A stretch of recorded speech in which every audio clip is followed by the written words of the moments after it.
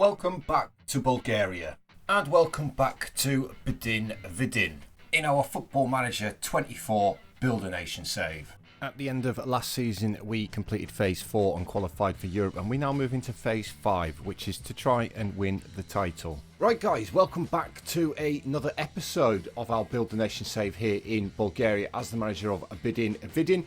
We're 2/3 of the way through season 7, so we've got an update of what's happening in the league. Also an update as to how we're doing in Europe as well in the Europa League, and we'll also have a live com, our final game of the Europa League phase, and see exactly where we're going to finish. So without any further ado, let's get into it. And I think we'll start off with this guy. James Ali Marungu has come in on a free transfer from Mazembe. He's a very, very good defensive midfielder. He's the only signing that we've made this season, during the season. Very, very good player on £3,000 a week as well, so he's not costing us too much. He's already got a decent value. Decision making is fantastic. His technicals for his position and in fact all of his attributes are really, really good, and I'm really excited to have him with us. He still does have some potential to grow into at 20 years old as well. And another player who we've brought in is Mads Bertelsen, I want to say. Young Dane. He is a 19-year-old Dane. He's coming on a free transfer, formerly of AGF in Denmark. He is a very, very good striker. He's got loads of potential again. He's on 1.9k a week, but he is here for the next 2 years. He's got a decent resale value. Obviously, we could do with him improving massively. He has only just signed, so he's yet to actually play for us. It would be nice if he could reach his potential, which I'm hoping he can do here at Bdin, and obviously become the player that we want him to be, and either for good resale value to loan out to another club in Bulgaria as part of the loan farm, but I'd like him to be part of the first team if he can reach that potential. Next up, looking at how things have gone since you were last here. Of course, in terms of the league, we had those 2 draws in a row against Levski Sofia and Lokomotiv Sofia. We did bounce back. There's been a couple of draws in there. We've actually lost a couple of games as well, so our unbeaten start to the season did end. Obviously, we'll have a closer look at some of those games, and we'll start off with the first one. The first one was a fantastic 5-1 win at home to Spartak Varna. Norbert Maro picked up a hat-trick. Mazioko then scored an own goal before Klimis Sirikos did add one in the 88th minute, just to cap up a really, really good performance. We've had 75% of the ball in this game, which is absolutely fantastic, and a great victory. Unfortunately, next time out, we dropped points against Lokomotiv Plovdiv, and it was very, very disappointing to have dropped the points. Bettina gives the lead in the 5th minute before Yordnov did score from the penalty spot after 35. And Dongo restored our lead on 49 before Kovachev got the late equaliser for Lokomotiv Plovdiv. They've actually outperformed us in terms of shots in this game. We've played quite well defensively. David Sowry, who's been here for a couple of years now, came in, had a solid game at centre half. Kuzmanov played really well on the right hand side, as did Undongo. But it's a disappointing result really, and we've dropped more points in the league.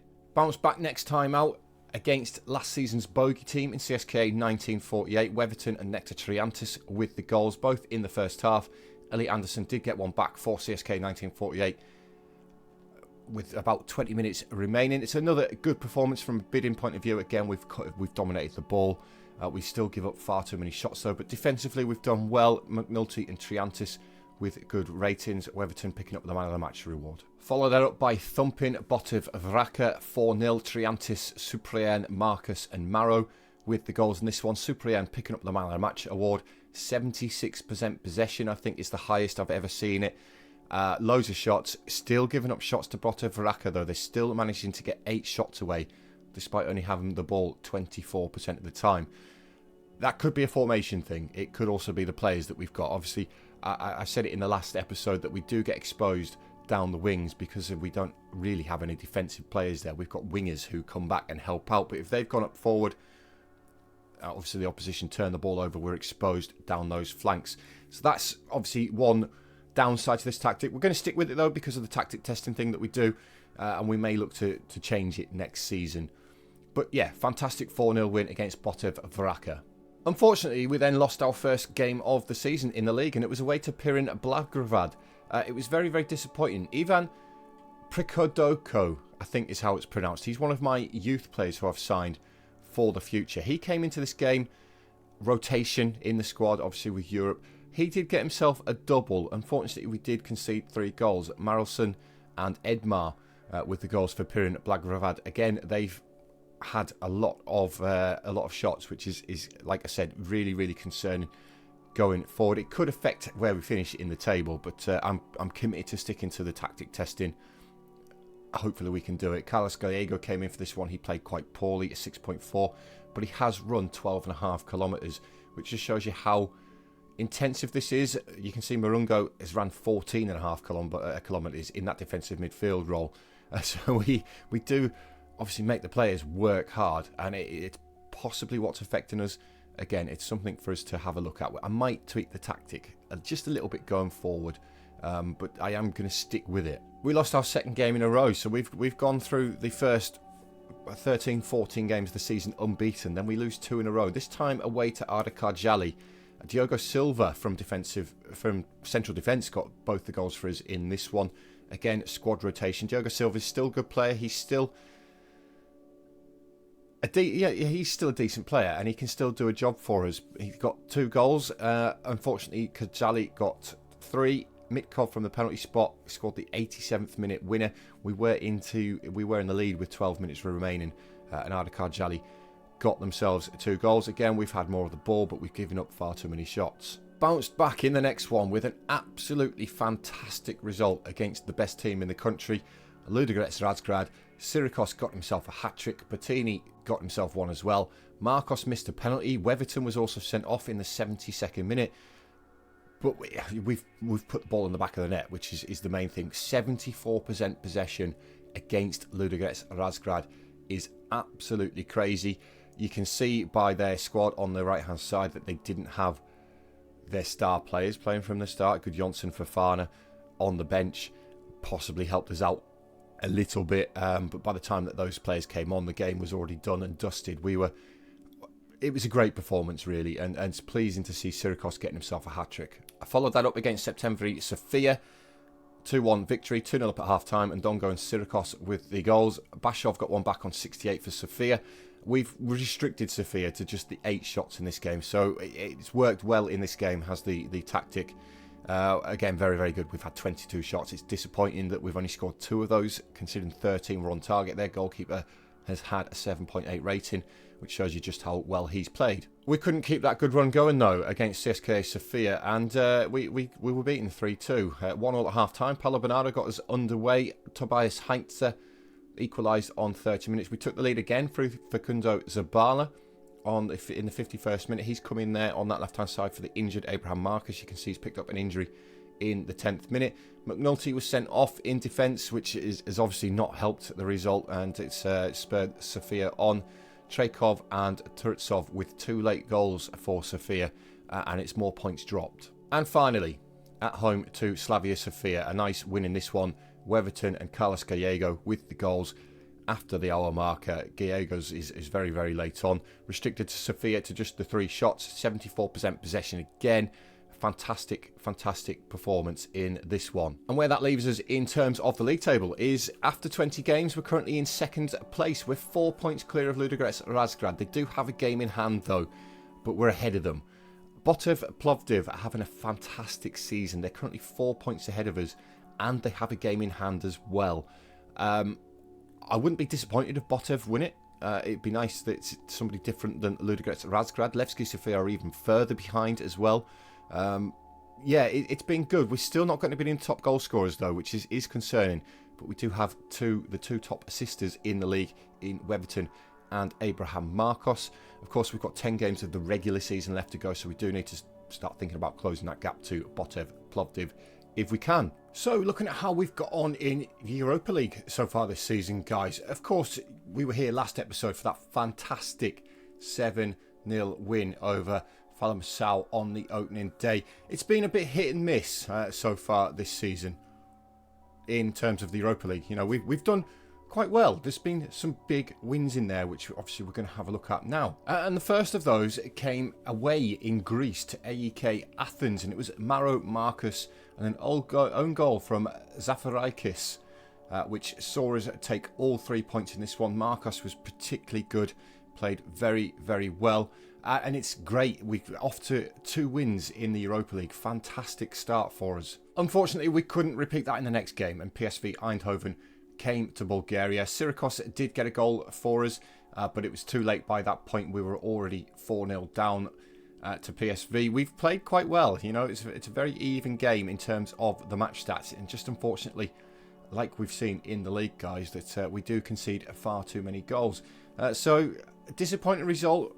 Good performance, but, you know, it's the result that matters at the end of the day. And unfortunately, we backed that up with a 2-1 defeat away to our Rangers. Syracuse, again on the score sheet, gave us the lead at half-time before Danilo and Raskin got the goals there for Rangers in a game which I think we deserved much, much more from. We've played quite well, but, you know, they do have some big players, former Premier League players in their squad, in Jack Butland, Todd Cantwell, players like that, you know, very, very good players.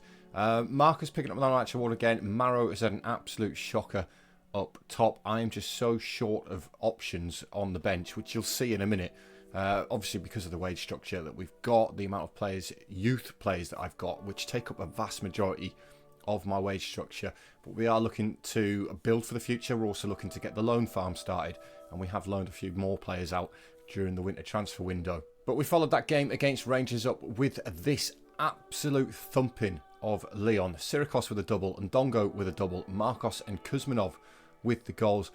Absolutely battered Lian, which is not something you thought you'd hear me say from Bdin at the particular stage that we're at. But it's a huge result. Obviously, our French players wanting to prove themselves against a French opposition. Fantastic. We played really well all round, except again for Maro with a 6.7. You can see that I did actually swap him this time. I think I put Paulo Bernardo up top, and he didn't fare much better, to be fair. But yeah, great result. Timothy Pembele there for Lian as well. Of course, a Sunderland player in real life, so I do recognise Pembele. But since that huge result against Lian, it's been a bit downhill. Genk were first to come to Bulgaria. Hervé Andre gave us the lead in the 9th minute before Genk did get 2 goals themselves. It was a fairly even game in the end, and it's quite disappointing to not at least get a point from this one. But it is what it is, 2-1 defeat there. And then most recently we've gone to Germany, and we were absolutely hammered by RB Leipzig, which is probably what you'd expect, to be fair. They were quite good. We did actually take the... no, we didn't take the lead, sorry. It was 1-1 at half-time. In this game, it was even until half-time, and then RB Leipzig just came out. You can see that we've struggled to get any shots away. Everton's had a poor game. Diogo Silva was sent off as well. It was just quite poor, really. In terms of where we stand in the Europa League, though, we're currently in 19th place. We do still have the chance to qualify for the playoffs. We're on 9 points. The next team outside the playoffs are AEK on 7 points if we lose, and for example, you know, the other teams around us get the results that they need.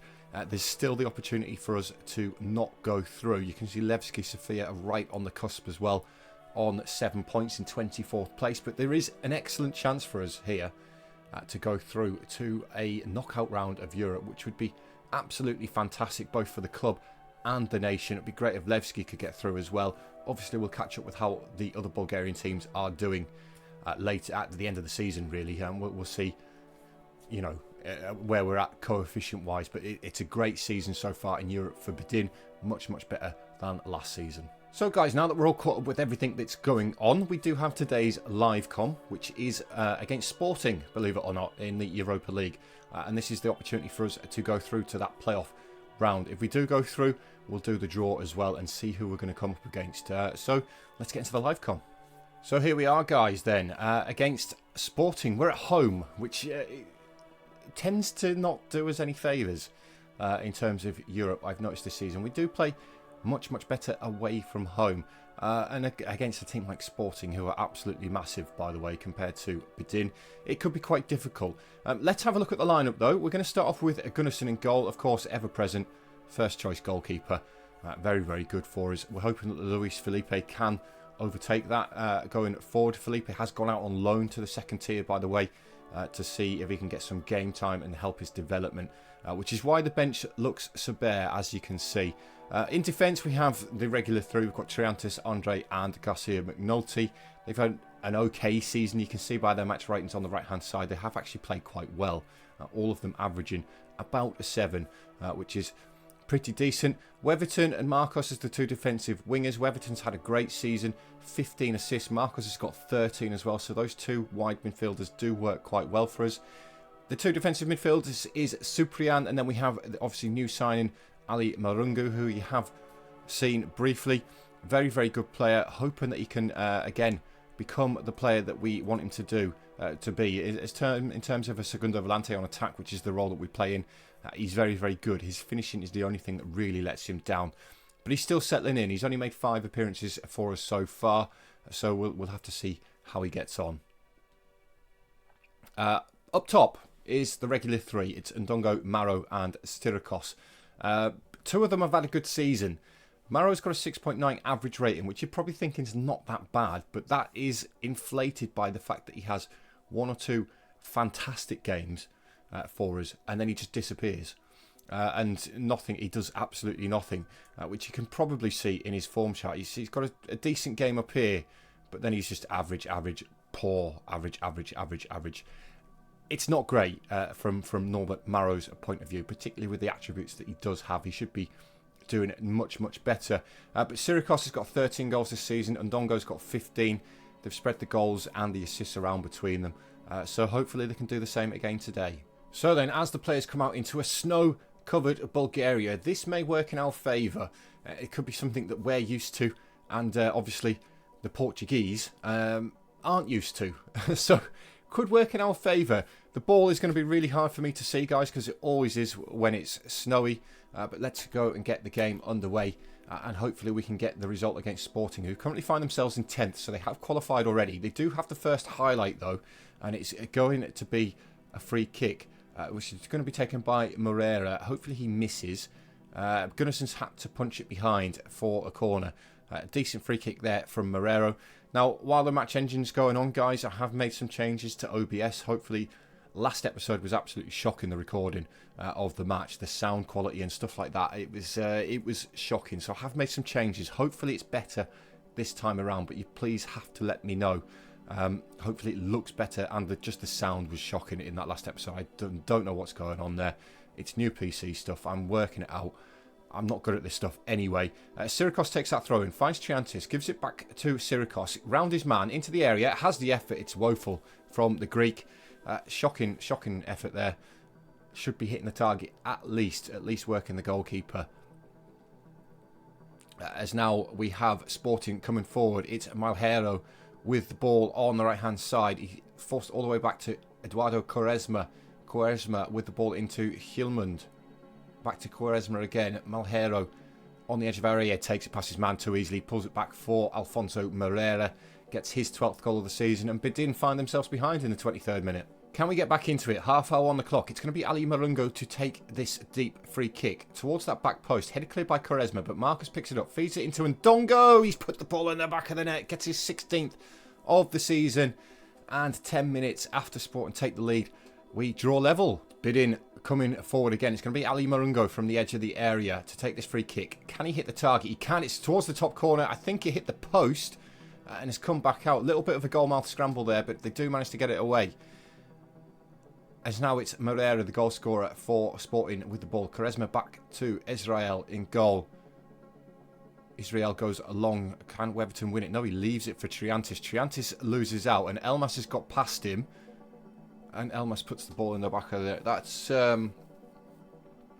poor. That's really poor from both Triantis and Weatherton. Weatherton looked like he was going for it, and then just stopped. And Triantis has missed it. And Elmas has got past him. And it's a good finish. Don't get me wrong. Gunnarsson's gone to protect his near post, and he's put it into the far post. So that drops us back onto 9 points as things stand. But as things stand, guys, we are still going through, which is fantastic. Right, with an hour on the clock, it is Sporting coming forward again. It's Moreira, the scorer of the first goal of the game. With this free kick, Gunnarsson's forced to tip it behind again from the free kick. It's going to go out for a sporting corner, which Moreira himself comes across to take. Plays it short to Branga. I didn't see his name, but Fatawu with the effort. Blocked. Sirikos heads it clear. Picked up by Maro, who gives it straight back to Moreira. Moreira inside the area. He's well tackled by Sirikos. That's not a forwards tackle from Sirikos. It was fantastic, though. We're just about holding on, though, guys. Levski Sofia are actually going above us, which is good. That means they're going through. We're a point ahead of Brøndby, just outside those playoff spots. If we can hold on, that would be fantastic. It would be great to get into the latter stages of a European competition. And with 5 minutes to go, it looks like we're going to. But here comes Sporting again. Fran Navarra, the ball switched out wide to the right-hand side, and Fatawu is well tackled by Marcos. Gets the ball back, though. Marcos goes again and wins it. Really well played by Marcos. Garcia McNulty finds Marungu. Marcos again. Inside to Maro. Maro feeds it to Supriyan. Ball forward towards Ndongo. Yes, he's put it in the back of the net. Joseph Ndongo gets his 17th of the season. That's fantastic football from a Bdin point of view. Marcos working so hard defensively and has the vision to create as well with it. Maro, Supriyan's a great ball forward. Ndongo's first touch is great. It's finished with the outside of his left boot to give us a 2-2. Let's not concede a late winner, though, from the point of from us. It's Mendes with the ball on the edge of the area. There's only a couple of minutes left. It's Hilmand to Moreira. Moreira, little dink forward. That's absolutely beautiful from Moreira. Was Navarro onside? I think he was. What a fantastic little dink ball forward, though, by Moreira. It was fantastic. And it has been awarded. So just seconds after we go into back onto level terms, we concede. Weatherton with a corner towards that near post. It's hit hand. We've got a penalty right at the end of the game. Right at the end of the game. We're going to get VAR check, but it looks like it's hit a Sporting hand. And it has been awarded. Now, we have missed a few penalties this season. It's Ndongo to take this one for his hat-trick. He gets his hat-trick, and Ndongo levels the game again. 18th goal of the season now for the Frenchman. 3-3. What a game this has been, guys. Fantastic, fantastic game. Particularly that second half. Absolutely fantastic to get the draw against a team as big as Sporting. Where do we finish then, guys? We finish in 19th position in the Europa League phase, which is huge. 10 points from 8 games is not the greatest, but it's still, we've qualified for the playoffs. Av has Levski Sofia as well. They squeak in on the same amount of points as us. Our goal difference is really, really good, though. Obviously, that opening day win against Falamasau is absolutely massive, but we get in by 3 points in the end. Right then, guys, we have the draw for the knockout round, so let's get into it as quick as we can. We'll just set the speed to 3 times because it does take forever. Of course, going to be some good teams in here. The likes of Ajax. Let's please try and avoid Ajax if we can. Ajax get Besiktas. That's should be a good game. Next out is Lugano of Switzerland. Lugano are at home to Sporting. So Sporting get into the playoffs as well. Match 3 sees Brøndby of Denmark. They will be taking on Bayer Leverkusen. Of course, top of Bundesliga this season in real life. Match 4, Lian. Lian will start off at home to Lazio. Should be a good game, that one. In terms of match 5, it's Genk. Genk are at home to, let's see, RB Leipzig. Another great game in prospect there. Match 6, there's only 3 left. It's the 2 Bulgarians. It's us, match 6. Who have we got? We kick off at home. Sparta Prague, RB Salzburg. We've got RB Salzburg. So the Austrian team there in the next round. That should be absolutely fantastic. Levski Sofia, next out, they've got either Sparta Prague or Zurich. So there's a real opportunity there for both of the Bulgarian teams to go through, which would be absolutely huge. We'll just advance this. We've got Dinamo Zagreb against Sparta Prague.